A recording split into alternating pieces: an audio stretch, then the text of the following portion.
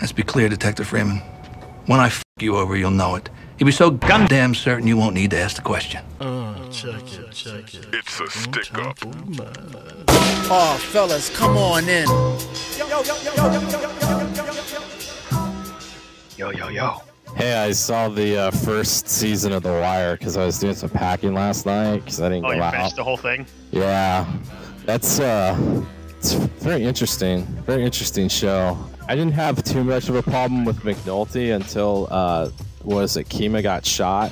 And then he became such a bitch because it's like, man, you know, you're all about doing all this shit. And then when somebody gets hurt while you're trying to do your crusade, you're not even man enough to fucking stand up, you know, and just visit her. It took him like fucking forever. I was like, what a fuckwad. Well, he is a self-absorbed fuckwad, so that's in keeping with his character. He's such a dick. And I laughed when he was on the boat police. I was like, you fuck. Yeah, you like how Rawls fucked him over? Oh, yeah. So, I mean, pretty grim ending, huh? It's like nothing was accomplished. Yeah. It was just a small, ultimately meaningless victory. Yeah, it's just, you know, what they get a few tens of thousands of dollars of drugs off the fucking street, and then some cash and a lightweight charge on Avon. Yeah. And it kills me too. Like they're trying to do the plea bargain with the one dude about the murders, and he just starts naming off murders. Yeah, I did this one. They're like, you did? They're like, there's no fucking way you would have done this, but they don't care because it gets it off their docket. How'd you like Omar? Omar is the shit, man. Omar is fucking awesome, dude. Omar is my favorite character in that fucking show. Oh shit, you talking about The Wire? Oh my Yes. God. What season you on? He's just finished season 1. Oh shit. But the shit though that I like about him, I like that even in that crazy fucking world, nobody's crazy enough to fucking go after him straight up. Like when that motherfucker, when he starts walking through the projects with his fucking shotgun in that trench coat, it's like, oh shit, you better run, it's Omar. And you just hear people, Omar coming. It's like, he is the definitive free agent. And I could tell by just, you know, going on HBO Go, they always go to like the last few episodes of, you know, the season, and I see in one of the pictures that I guess he's still around later on, right? I mean, he lasts for a while. He's still around all the way into the 5th season. Yeah. So it's like, I was like, wow, that's it. And it fits his character though, because it's like, yeah, he's nuts and he's crazy and shit. But and then I loved it too, where the cops were like, they thought, yeah, we could do this plea bargain shit with him, and he's gonna testify and crap. No, he kind of played them so he could go on a fucking vigilante killing spree. This might be season 2, Solbro, remind me, when he comes into court to testify. Yeah. Oh my God, that's one of the greatest scenes in the series That is by so far. He didn't testify, and I just, like I said, I was doing some packing last night, and I just kind of finished this up, and yeah, I haven't seen him go into court. Mm-hmm. My favorite scene in season 1 though is when Bunk and McNulty are investigating the apartment where that chick was killed, and the whole scene, they're just all they say to each other is fuck. Fucking Motherfucker. Fucking fuck. And the guy is standing there like the apartment guy. He's like, what? He thinks that everything they're saying is some kind of major revelation. They're just talking to each other. All they're saying is fuck. when they're looking at the trajectory of the bullet. Yeah, it's like, and every time one of them says it, you think they're gonna let out some huge revelation. It's like, no, they're just saying fuck to each other. Yeah, which actually, from what I read, actually was based on a real conversation. Wow.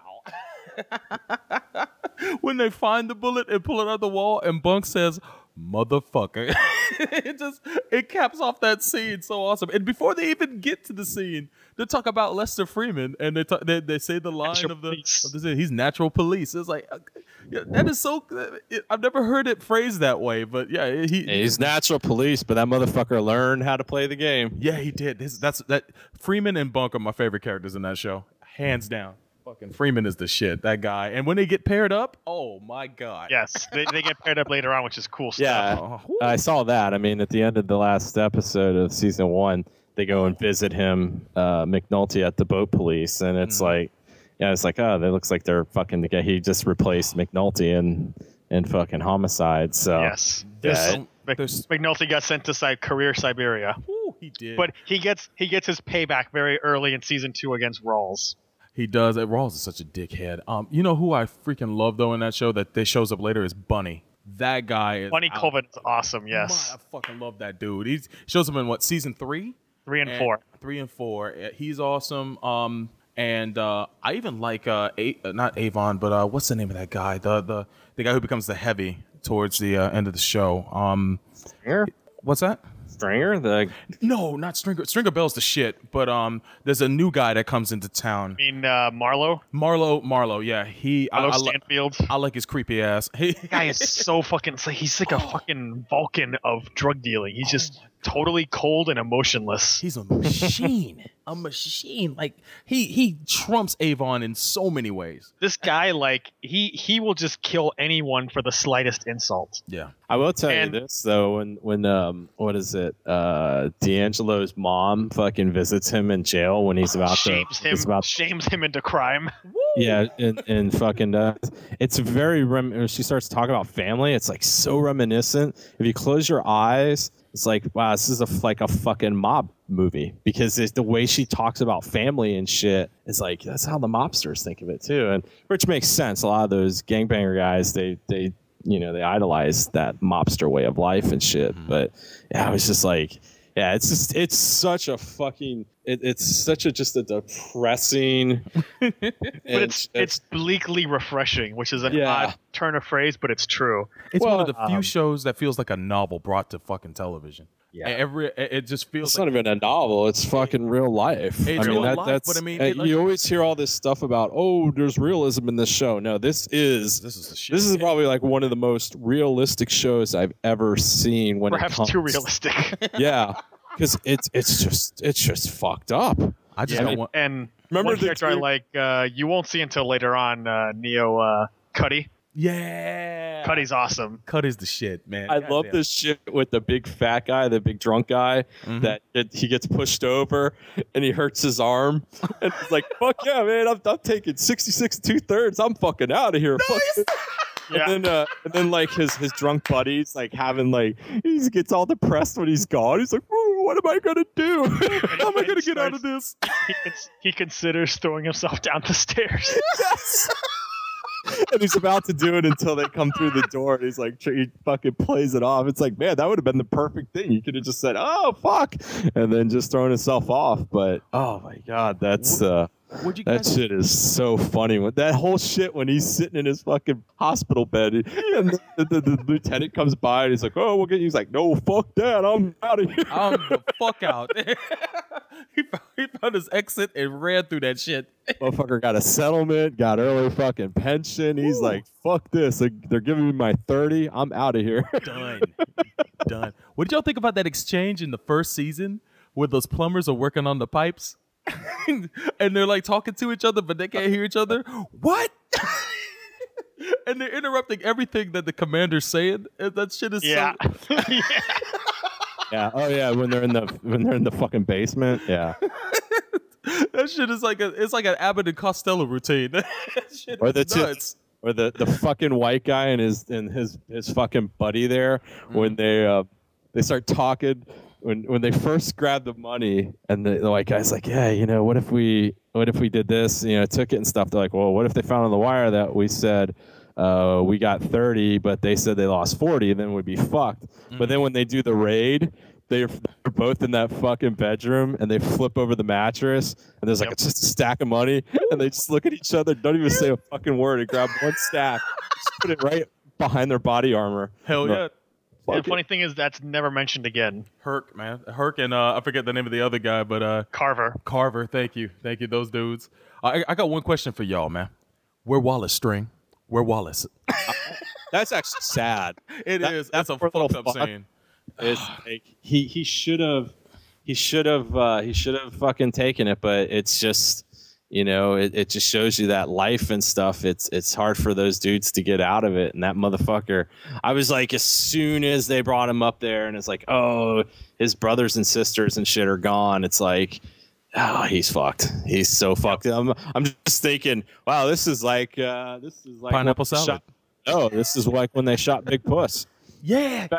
Same Yes. fucking thing, because they're like, Eerily "Yo, similar. man, you're my brother," and they just fucking unload on this dude. It's like, damn, that's Bodhi just and I shot forget that puss. Bodhi and that one guy who's got a receding hairline. Totally forgot. Totally forgot. And his head. Oh my god! Dude, it's things you haven't seen yet are in season 3 when Stringer Bell has the meetings at the funeral parlor. Well, they said that in season 2 because they That's in season relocate 2. there. Okay, Yeah. cool. They relocate to a funeral parlor as No, they base of operations. they relocate there first. Have you seen the scene though where they're like Stringer Bell is talking to him, and then they address him as the chair, and then that one guy with the receding hairline stands up and says, "Does the chair know we're gonna look like a bunch of punk bitches?" No, it's hilarious in season 2 because Stringer's such a businessman. They're having their meeting by Robert's Rules of Order. There's this one motherfucker taking notes, and Stringer's like, "Hey, what the fuck are you doing?" He's like, "Oh, I'm taking the minutes for the meeting. It's what it says in the book." He's like, "We a fucking criminal enterprise. Don't you take no fucking minutes?" He taking notes on the criminal enterprise. Notes on the criminal enterprise. Slap that shit right out his hand. When you're done watching the show, one of the best videos you can watch are the 100 best quotes from The Wire, and then there's another video which is 100 more best quotes from The Wire, and just watching them shits back to back, fucking awesome. It's so good. Yeah, But It's just kind of weird for me now watching Fringe and The Wire simultaneously because because Homeboy's in it. Daniels, Yeah, Daniels. and he plays pretty much the same character just in DHS. And then I was watching an episode in season 2, and fucking Prez shows up. I was like, "Oh shit, it's Prez!" Does he get pursued later on with his whole shit about stealing that cash? Because I love it when Daniels is sitting there with his wife, and she's like, "You know about this?" She's like, all of a sudden it's like you're thinking up to the whole time that he never said that he fucking stole money and shit. That bitch just comes out and she's like, "They're gonna talk about the money." Oh shit. It comes up later on, but at least as far as I've been in season 5, it doesn't get used against him because everybody's got dirt on everybody. That's sort of the way he says it when he talks about Burrell, and he's like, he goes, he was just posturing because he knows if he comes after me about this is going to be a way bigger thing. Or I love when the bitch attorney gets called into the fucking state senator's office, and he's like, "Here are these copies of 5 checks that we wrote out and sent to donors to return their donations." I was just like, woo. Clay Davis, that guy's hilarious. Shit. Yeah, fucking Cedar Rapids, man. How he fucking references The Wire when he's in The Wire. And Shit. This is The Wire is his favorite fucking show, and he quotes Omar all the time when he plays a character so far removed from Omar in The Wire. I think the actor's name is it's Isaac Whitlock Jr. I just saw him in an episode of Louis the other day, and the fact that he's just like lampooning Omar in Cedar Rapids is like, if you never watched The Wire, you won't get any of the jokes, but when you watch that movie and you hear him talk about The Wire being his favorite show and he quotes it, man, it's so hilarious. I love that shit. That crooked motherfucker. God damn. But Hilariously crooked.